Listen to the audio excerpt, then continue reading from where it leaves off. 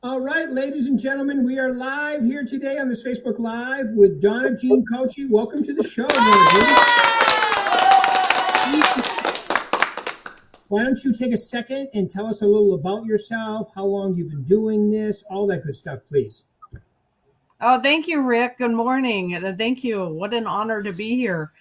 And well, let's see. I've been in the business too long, and I started in the 70s. In all aspects of the business, building, developing, real estate appraising, and that was in property management. That was in Orange County, Huntington Beach.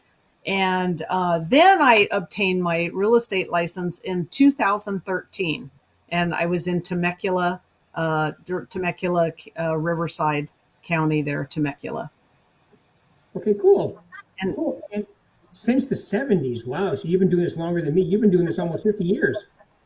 yes, I was at 23 years old in Huntington Beach, Orange County, and married a builder and developer. And that was my introduction to real estate. Wow, that's a great story. I love it. I love it. And it's rumor has it you're pretty busy right now. I know you're in my coaching. I know that. So it's pretty busy. You've been pretty busy this year, haven't you?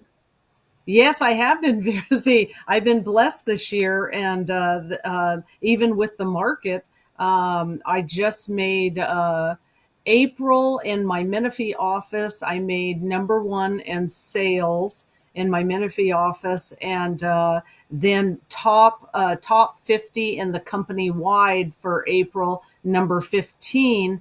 And that came from I had the clients. I had the clients, and that's where that came from in my database, and which I was really fortunate to have the clients, to have the database there. Right. And you're working your database and so forth. So that's how you get your clients in, and great job. Right. I mean, the market's busy for you. A few people are complaining it's slowing down, but it's really not slow for you right now, is it? I'm sorry, It's Rick. really not slow for you right now. You're pretty busy. Yes, it's very busy. A lot of listings. I think I have over seven listings, and all over in every county: Orange County, LA County, Riverside, San Diego County. Because I'm with my clients. It's not like it's a farm. So very busy right now. Well, I'm really Nice. blessed. I'm very blessed. Nice, nice. Yeah, I mean, it's one of those markets where if you're working, if you're doing what you're supposed to, because it's steady. I mean, yeah, there are a few less transactions, but it's definitely steady if you're being consistent. Correct? It's very steady, very busy. I know exactly what I'm doing every single day. No days off, 7 days a week. No days off. I love it. I love it. Good. So why don't you, like give them a couple ideas of things that you do to be successful to keep your pipeline full, like yours is right now. What would I recommend? Is that what you? You know what you personally do yourself to keep your pipeline full. Oh, to keep it. Definitely, I like to go on a personal level. Definitely on a personal level, I enjoy taking my clients after a closing. If it's a seller I'm representing, I enjoy taking them to dinner and as a an appreciation, taking them instead of just a gift. I like to spend time with my clients, and that's a big benefit because they get to know you on a personal level. Right. So you get friendly, even friends with all your clients, and they become clients for life. Yes, exactly. That's a yes, They well become put. your friends and so forth, and next thing you know, you have a whole pipeline full of people. Yes, exactly. Plus, it's the right thing to do too. It's kind of the golden rule, right? I mean, being knowing everything about them. It's a lot easier to help somebody if you really know them. Well, that's what I learned. I learned after all this time, the more helpful I am and the more useful I am, then I'm of value. Right. My clients aren't looking for salespeople. They don't want to be sold to. They don't want to be sold to. So I just always checking in and seeing if I can help them with anything, be useful. Can I lighten their load? And just stay in touch like that on a personal level. And real estate's come easy for me because I guess, my personality. That's per my clients. That's what they say, is that it's my personality. And they say I make them feel comfortable. I make them feel, welcomed. Um, that's been a big blessing. That's great. Well, you probably ask a lot of questions, dig deep, know exactly what they're looking for or how you can help them, or if they're selling, what's important about making the move. So I can see you doing that too, based on our coaching calls too, because you do ask a lot of good questions. Thank you. Yes. All right, cool. All right, so you've been doing this longer than I've been doing this 40 years. You're into the 48, 50 year. Tell us anything about real estate since you've been doing it, like really surprise you. Like what surprises you about real estate? Is there anything that's surprising about the business that you didn't really consider when you get started? Well, let's see. When I got licensed in 2013, I'm in Temecula, and I had no idea, even with my background of developing real estate appraising, I didn't know how to help clients. I didn't know how to help other people buy and sell. And Hmm. I found my niche through open house. My niche was open house. I became the open house queen. And back in 2013, which was right after the recession, it was such a perfect opportunity. And so I held like 4 or 5 open houses a week because I had my free office for the day at the home, and buyers attended open houses, and that's how it all started. I built my business literally with my new license from open houses. Ah, right. So that's great. That's great. So you already knew how to do values and neighborhoods and so forth from your appraisal days, but then when you switched in from appraising to real estate license, you had to, and I like the way you say that too, 2013, because not everybody looked at 2013 as an opportunity. So did I. I think there was a tremendous opportunity for licensed people at that time, but not everybody looked at it like that, right? A lot of people were out of the business, getting out of the business, right? It was going from REOs at that point to short sales, and then it was starting to. And by 2013, it was starting to pick back up just a little, right? We saw a little light at the end of the tunnel. Yes, that was exactly. It was like that. My first listing with my brand new license first listing, I was holding the open house on my very first listing with my brand new license, and neighbors were walking over and saying, "Can you sell my house too? Can you sell my house too?" And I'm like, "Sure." And that it just took off. and Hmm. and so I never had to struggle or work. The clients just kind of came to me. It just happened. And you had open house going at all times too, so you was being super proactive in neighborhoods, right? So that's good. That'll help. Yes, yes, exactly. Good. Well, good, good, good. Okay, so I'm a real estate agent. I'm trying to take my business to the next level, or even come out of the gate hot. What's the three most important things you would tell them to focus on? Oh, that's easy because now I have the wisdom, right? So now I have the wisdom. Number one, and I couldn't have made it. Number one is seek a mentor. Seek a mentor and a coach. There's no reason you can't have a mentor and a coach. Number one, and if that's not possible, then definitely join a top producing team so you can learn the ropes. Ah, Because I did it alone. I did alone. Except that I have to share that when I became the open house queen in 2013, all the way to 2019, because I never gave up my open houses. I stayed true to them because it worked. It was my niche. yeah. And what I was going to share is I came across my mentor from open houses, and I was in Temecula with a broker, and I came with a mentor, and I couldn't have done it without him. I couldn't Good. have done it. So Yes. number two is definitely do not pay for leads. There is no magic wand. There's no quick fix. I did it all. I blew $13,000, $12,000. I fell for it all, and I fell for it all. and I had to go back to my open houses. What worked? Open houses worked, and being helpful and being useful and helpful. That's what works. But do not pay for leads. It doesn't work. And number three is definitely, again, most important, is be authentic, and be helpful and useful to my clients, and they'll thank you for life. Mhm. Yeah, it's such a true thing. You offer a great service and being helpful and being useful. Which, by the way, I just listened to Arnold Schwarzenegger's book. That's what it's called. Be useful. It's all about Oh, okay. no matter what you do in life, be useful, and it really changes your perspective.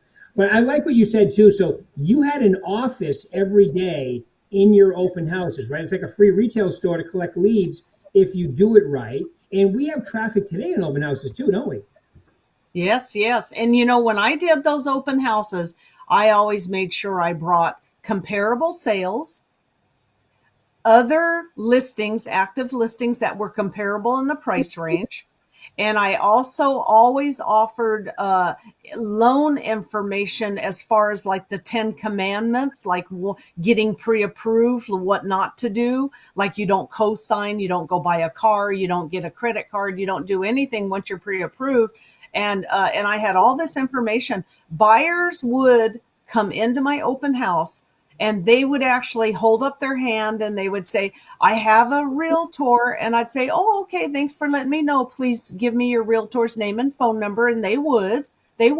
And then they would tour the house, and they would come back around, and I'd say, well, if you have any questions, you already have your realtor.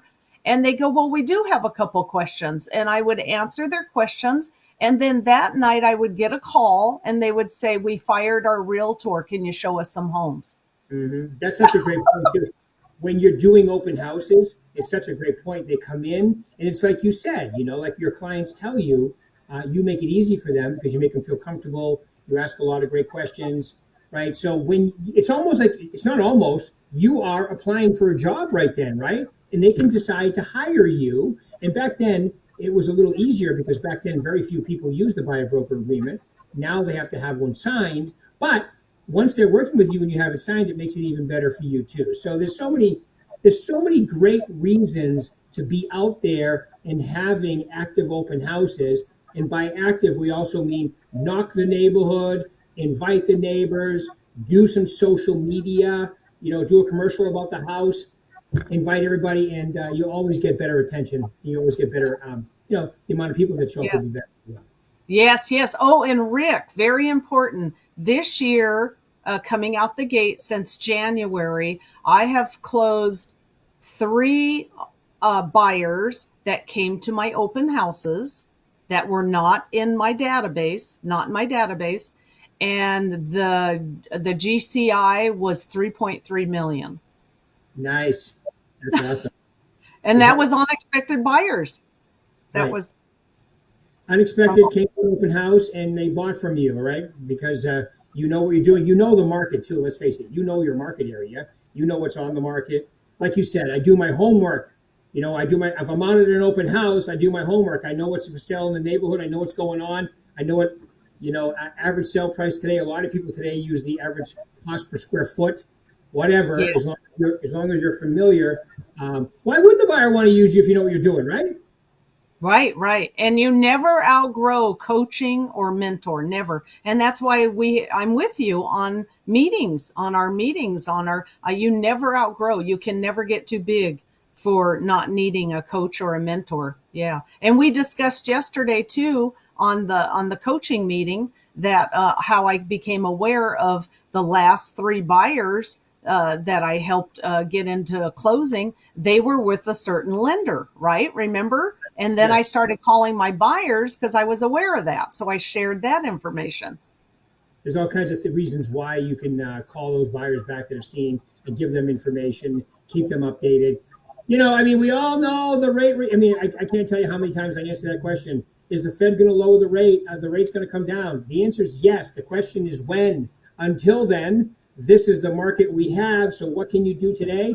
talk to people, fill your pipeline, follow up, make sure they're in the VAC, make sure they're getting drip from you, neighborhood reports, newsletters, market reports, Percy, whatever, whichever ones you want to use. We have so many in there that it'll confuse you. Hopefully not. That's right. That's right. Yeah. Yeah. I have a client right now that's been with me since 2015. And I called him, and sure enough, he needs a connection for the 1031 exchange. He needs a referral relocation to purchase a property out of California. So he had all that going on. Well, I didn't know till I talked to him, right? Right. You got to talk to your clients because you don't have a crystal ball. You're not a mind reader. Right? A lot of people think they're mind readers. They're not. And you know what? When you treat somebody like you're a mind reader, you always make mistakes. You have to ask questions, dig deep, know what's important. Right? So That's right. that's awesome. All right, Donna, any final words you want to leave these lovely people out in Facebook land? Yes, just go, be yourself and be useful, be helpful, stop selling and meet great people. That's my goal. My goal for the rest of my career is just to be helpful, useful, and make great friendship. Yeah, because when you make great friendships and you work with good people and you work with motivated people and you talk to enough people, you don't have to sell. It's really a matter of listening to what they want and helping them fill that problem, whatever it is. I have a home to sell. I want to buy a home, whatever that is.